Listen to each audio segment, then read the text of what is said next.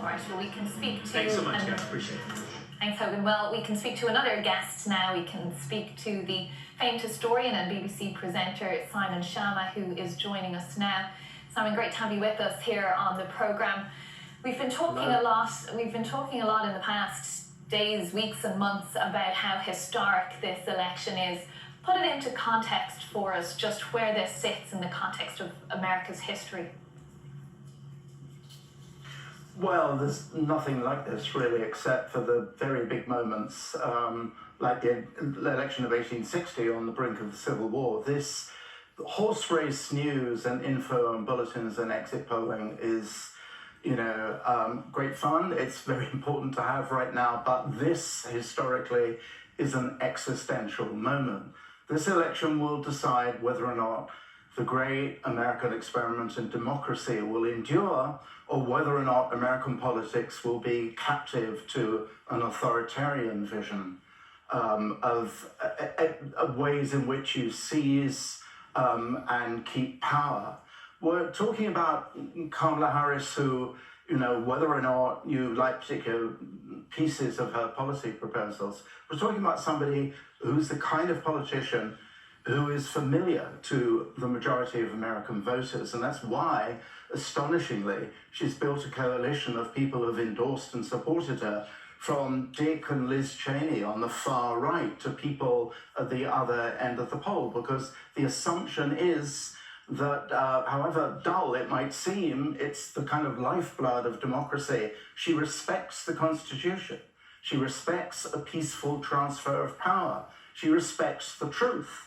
Her opponent, Donald Trump, lies extraordinarily. Every single speech he makes drowns in lies, and he's capable of saying things in his speeches that are just preposterous, but also sinister. Warning, for example, that you may send your children off to school and they'll come back with a different sex, having had operations performed on them at school. A large, significant part of the country thinks that Donald Trump is only interested in... Yeah, just to jump in there, if you look at the numbers right now, 50% of the country do believe that Donald Trump is the right choice for president. They say that Kamala Harris and her team are the ones to paint this dark picture of Donald Trump as an authoritarian, as a fascist.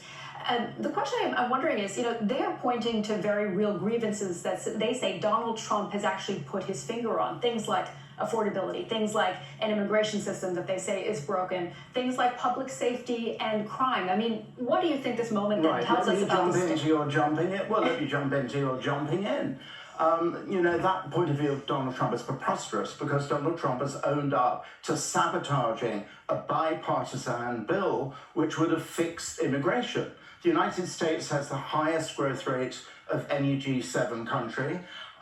Inflation is running at about 2%, the best job figures since the 1950s. Donald Trump is an utter stranger to the truth. He's also an enemy of the rule of law. He's an enemy of the Constitution. And, 50% of the country I know doesn't seem to care about democracy, doesn't seem to care about the rule of law, doesn't really seem to care that he instigated an insurrection to overthrow a legitimate result of the 2020 election. I don't expect to see Donald Trump concede this election tonight, because he hasn't yet conceded the result of the 2020 election 4 years ago. And a significant part of the country correctly thinks he's going nuts. Talk of Hannibal Lecter and so on, speeches that have no coherence whatsoever. Do you actually want to put somebody in charge of the nuclear codes who seems to be mostly deranged? These are not just my opinions, these are the opinions of most of his own staff in the White House who served with him. So we're on a brink here. We're on an absolute brink between one kind of America and another. And just on that point, Sir Simon, sorry, there's a bit of a delay there's a delay on the line there. Sorry for interrupting you there. And we're just coming up to a poll closure, so just a quick answer from you here if you can. What does it say about America and how it's been over the last few years that you get to a point like this where it is so polarised? There are those differences of opinion. It's depressing because actually the internet, obviously Elon Musk's love affair with Donald Trump is a case in point. Essentially, the internet is an accomplice of bitter polarization. It's the friend of conspiracy theories. It is a profound threat to the proper working of truth in democracy.